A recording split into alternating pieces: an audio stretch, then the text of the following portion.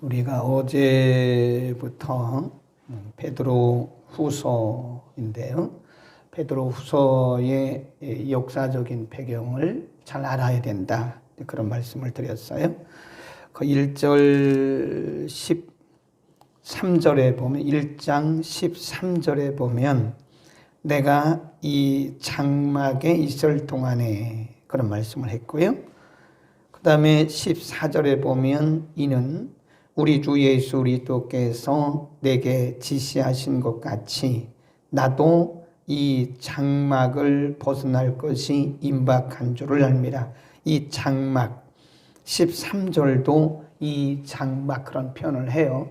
이 장막이 지금 육신을 의미합니다. 육체. 그러니까 지금 베드로가 아마 자신이 이제 곧 하나님께로 가야 될 것을 감지한 것 같아요. 그러니까 내가 곧 이 세상을 떠나는데 내가 이 세상을 떠나기 전에 여러분들에게 믿음의 견고히 서라고 하는 것이 맞다. 그러니까 이게 사도 베드로는 유언입니다. 유언과 같이 지금 이 말씀을 기록하고 있는 것이다. 그렇게 보시면 되고요. 12절에 이러므로 너희가 이것을 알고 이미 있는 진리에 섰으나 내가 항상 너희로 생각하게 하려 하노라. 지금 베드로도 그렇고요. 우리가 믿음의 선진들을 보면 죽는 순간까지 자기들의 사명을 다해요. 그러니까 지금 베드로는 내가 곧 하나님께 갈 것을 안다. 그러면서도 지금 성도들이 믿음이 흔들리지 않도록 믿음의 견고함을 위해서 애쓰는 모습을 볼 수가 있고요. 그 다음에 15절에 가보면 내가 어떻게 힘써 이런 부분들을 잘 우리가 줄을 그어놔야 되죠.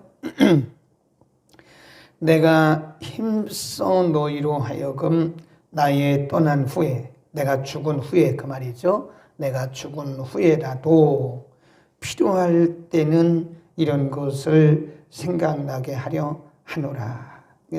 참 베드로 사도도 그렇고 바울 사도도 그렇고 죽는 순간까지 그 사명을 다하는 것을 볼 수 있습니다. 힘써 이런 표현들을 잘 기억하시고요.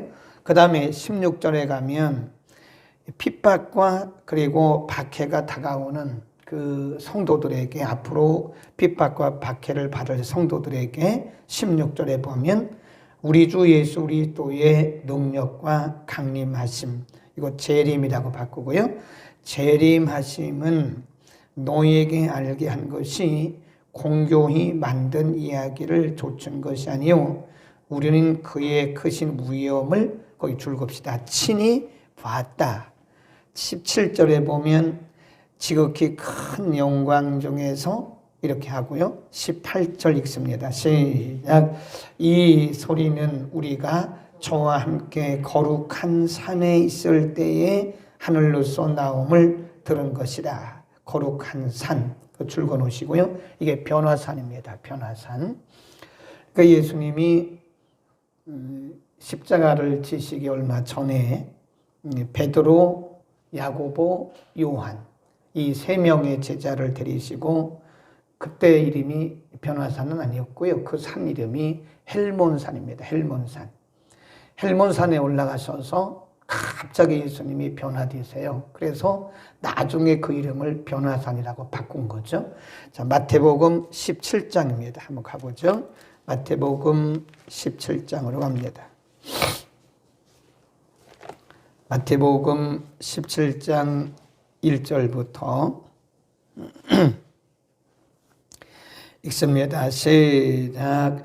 엿새 후에 예수께서 베드로와 야고보와 그 형제 요한을 데리시고 따로 높은 산에 올라가셨더니 저희 앞에서 변형되사 그 얼굴이 해같이 빛나며 옷이 빛과 같이 휘어졌더라. 때에 모세와 엘리야가 예수로 더불어 말씀한 것을 저희에게 보이셨다. 이게 뭐예요? 예수님이 부활의 모습을 베드로, 야고보, 요한을 데리시고 높은 산에 올라가셔서 보여주신 거예요. 그때 베드로가 하는 얘기가 여기가 좋사오니 우리가 여기 있을 것이고 주를 위해서 모세를 위해서 엘리야를 위하여 여기다가 천막을 치겠습니다. 그러니까 예수님 뭐라고 했냐면 5절 보세요. 시작. 말할 때에 호련히 빛난 구름이 저희를 덮으며 구름 속에서 소리가 나서 가로되 이는 내 사랑하는 아들이요 내 기뻐하는 자니 너희는 저의 말을 들으라 하는지라. 지금 이 얘기를 하고 있는 거예요. 베드로가 지금 앞으로 핍박과 환난을 받을 성도들에게 분명히 이것은 예수님이 부활하셨고 예수님이 다시 오신다고 하는 이 이야기는 사람들이 공교히 만든 것이 아니다. 사람들이 지어낸 이야기가 아니라 내가 직접 예수님을 그때 보았고 변화되는 모습을 보았고 내가 그때 하늘에서 내리는 그 음성을 내가 직접 들었다. 그 얘기입니다. 지금 그 얘기를 하면서 지금 핍박과 박해, 환난을 앞두고 있는 성도들에게 결코 믿음이 헛되지 않는다. 결코 믿음이 흔들려서는 안 된다. 그런 얘기죠. 왜냐하면 예수님이 곧 오신다. 예수님의 재림은 분명한 거다. 그건 사람들이 만들어낸 이야기가 아니고 내가 직접 그때 변화산에서 듣고 본 것이다. 라고 지금 성도들에게 분명하게 베드로가 가르치고 있는 거죠. 근데 이런 거를 보면요. 그때는 베드로가 왜 그때 그 헬몬산에 베드로, 야고보, 요한 이 세 사람을 데리고 가시는지 몰랐다니까요. 왜 예수님이 그 12명 중에서 9명은 그 산 아래 그냥 두고 3명만 데리고 가셨을까? 베드로도 몰랐어요. 예수님이 왜 자기를 그때에 다른 사람들은 다 산 밑에 두고 왜 야고보, 요한 그리고 자기를 그 산으로 데리고 가셨는가? 그거 몰랐다니까요. 그런데 바로 이때를 위해서 예수님이 하신 거라니까요. 그러니까 이런 것들을 보면 오늘 우리의 경험이, 오늘 우리가 하고 있는 이런 신앙의 어떤 체험들이 결코 이게 뭐예요? 미래의 우리의 사역이나 우리의 신앙생활과 무관하지 않다.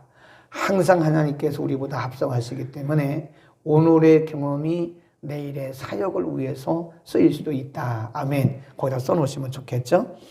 오늘의 우리의 경험과 체험이 미래의 사역이나 우리의 신앙과 반드시 연결이 될 수도 있는 것이다. 예수님이 이런 미래의 어떤 베드로라든지 야고보라든지 요한에게 관련된 것을 미리 아셨기 때문에 미리 데리고 가신 거예요. 그때 몰랐다니까요.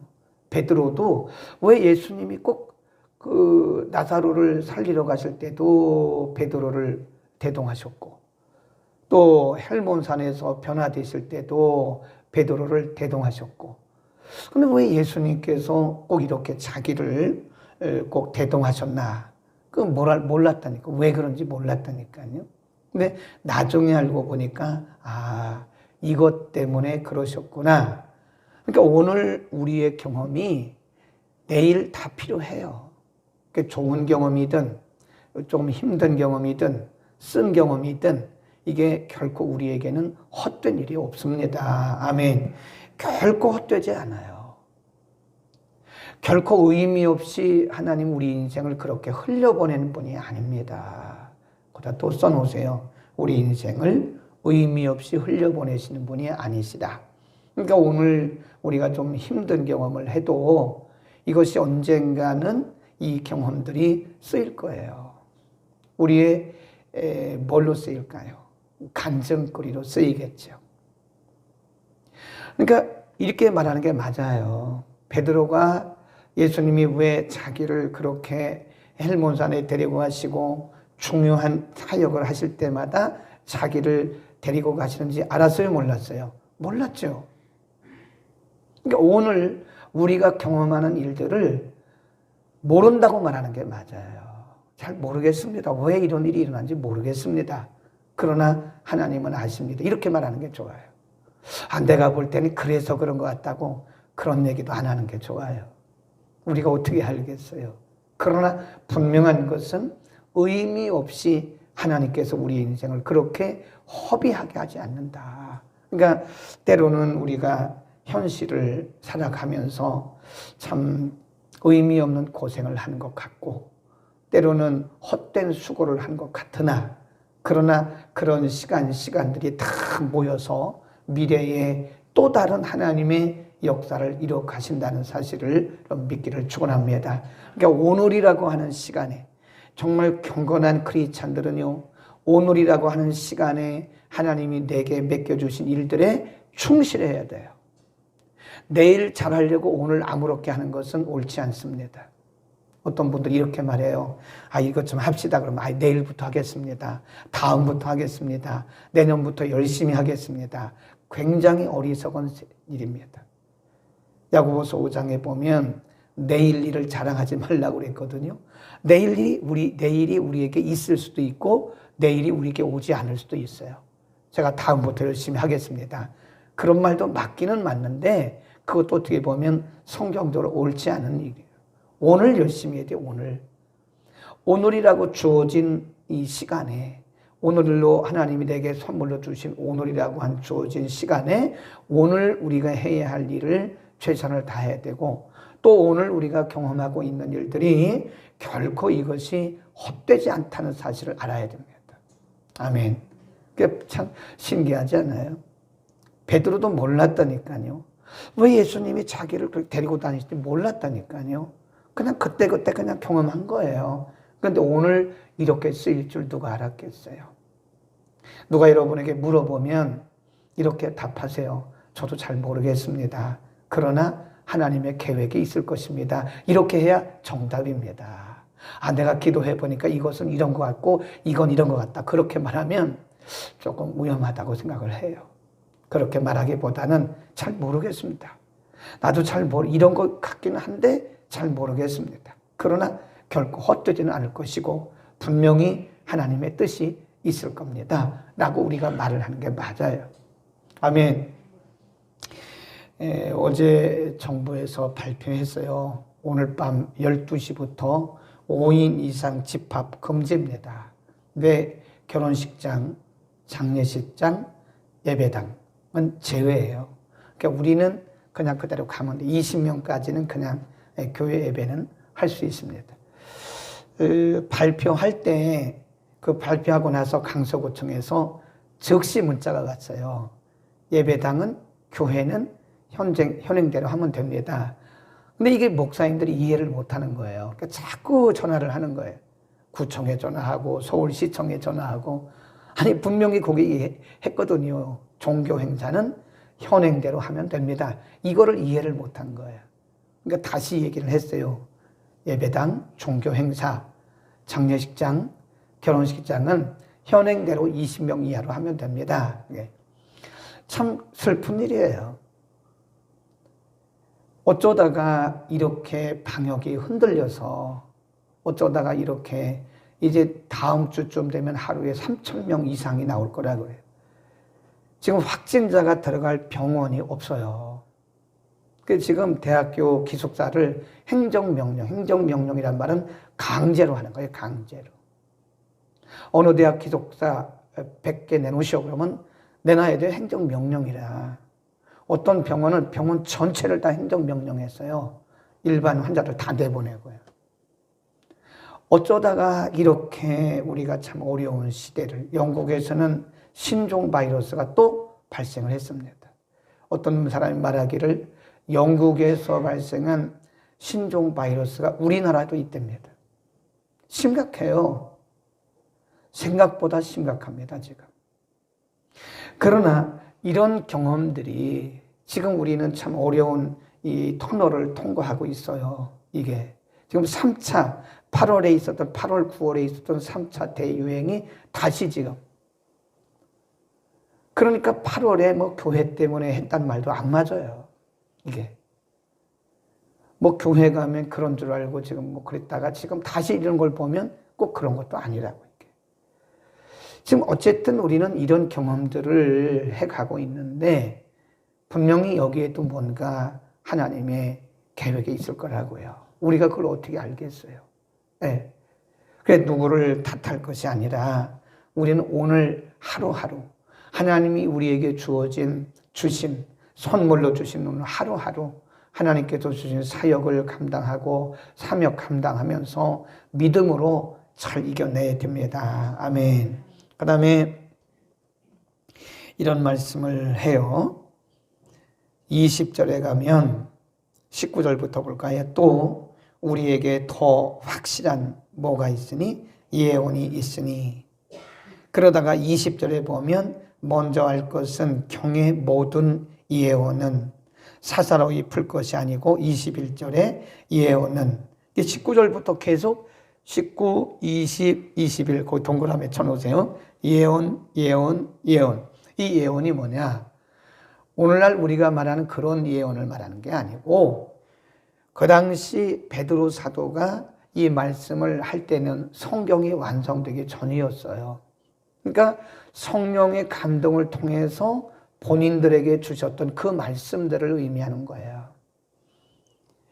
본인들이 예수님께로부터 직접 들었던 그 말씀, 또 본인들이 성령의 감동을 통해서 들은 그런 말씀들.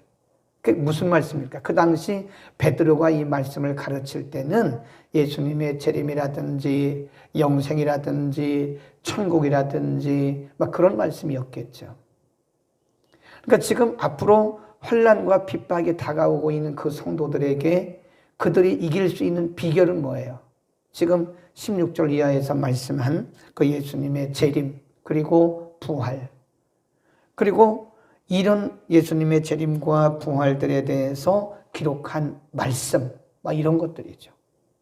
그러니까 지금 베드로는 성도들에게 이 환난과 핍박이 어떤 환난과 핍박이 올지라도 이길 수 있는 비결은 뭐예요? 약속의 말씀을 붙드는 거다. 아멘. 그 약속의 말씀을 붙드는 거다.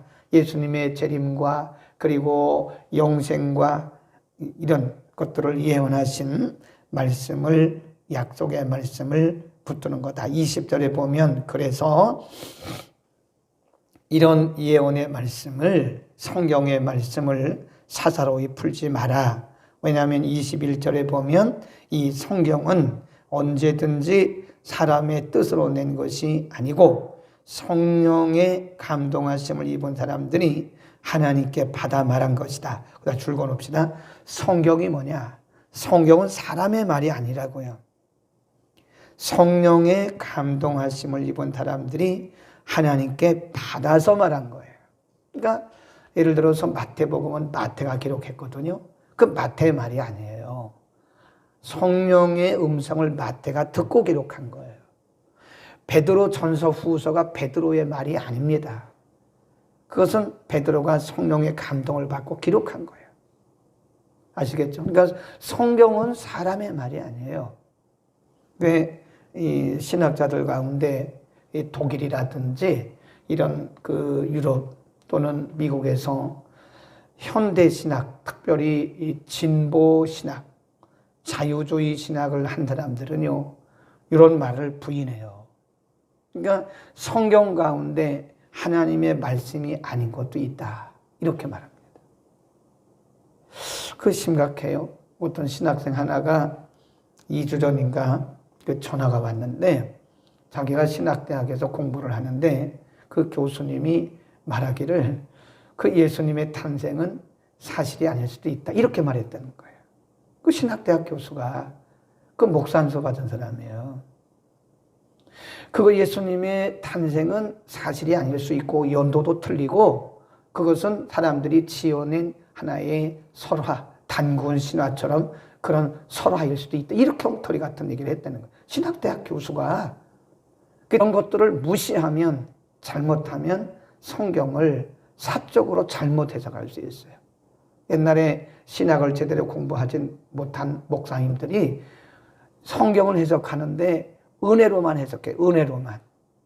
그걸 이제 풍요적 해석이라 그래요. 알레고리칼. 누가 알레고리란 말을 쓰면 일단은 여러분 위험하게 보면 됩니다. 알레고리칼 인터프리테이션이라 그래요. 풍요적. 비유는 있지만 성경에 풍요는 없어요. 성경을 풍요로 그렇게 해석하면 굉장히 위험합니다. 그래서 영적인 해석을 한다 그러면서 사사로운, 그 어떤 사사로운 해석을 하는 거예요.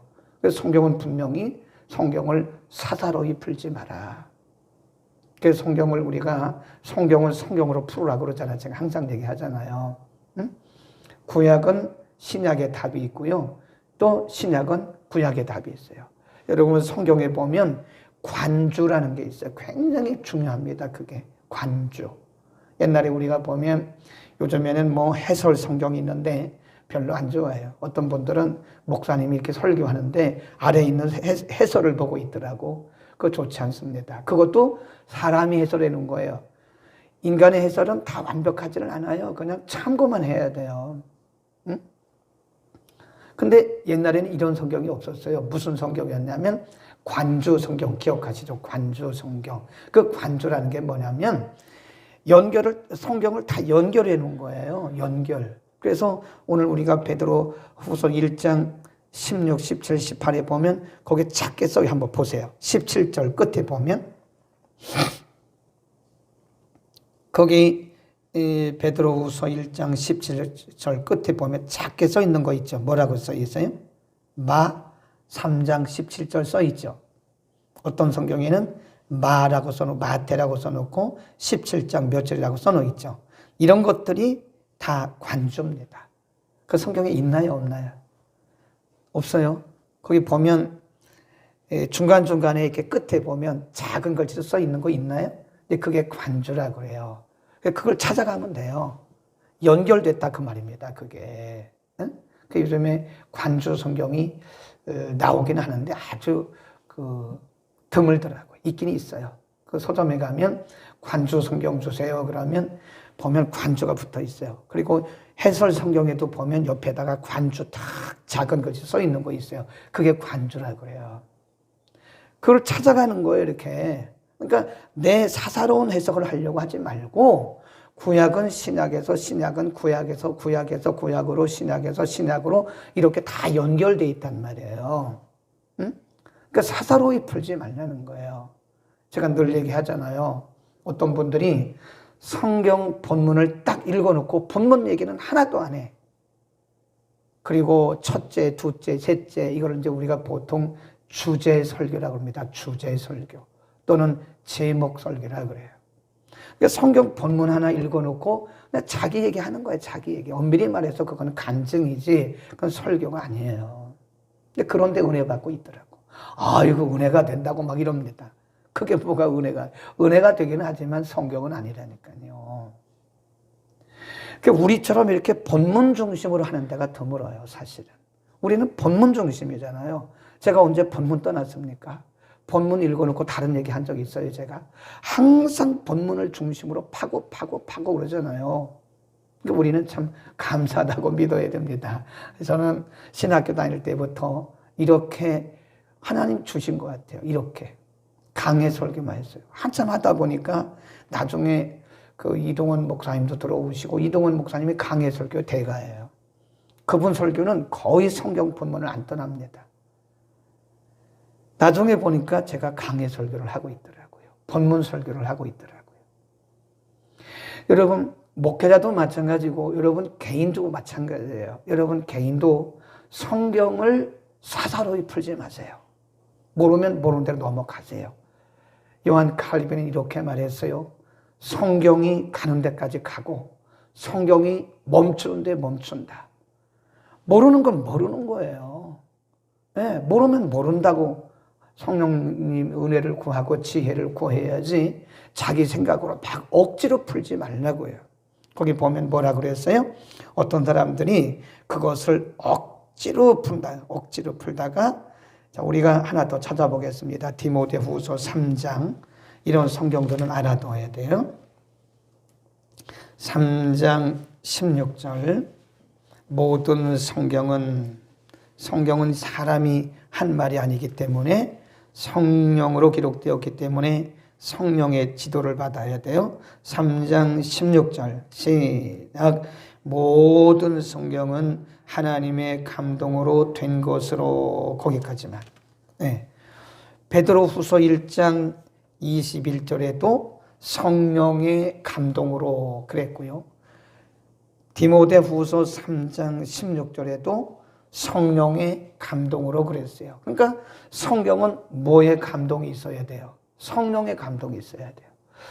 성령의 감동을 받아서 이거를 풀어내야지 이걸 인간의 지식으로 사사로이 풀면 안 됩니다. 이단이 왜 이단이에요? 성경을 잘못 해석하면 이단입니다. 다른 게 이단이 아니에요. 성경을 사사로이 풀면 이단이에요. 그러니까 성경을 너무 내 사적으로 풀면 안 돼요. 그래서 우리가 늘 성경을 깊이 공부해야 됩니다. 역사적 배경도 무시하면 안 돼요. 그 다음에 어떤 문화적 배경도 무시하면 안 돼요. 또 언어적 배경도 무시하면 안 돼요. 그러니까 제가 늘 얘기하는 게 성경은 뭐의 감동으로? 성령의 감동으로. 기도하겠습니다.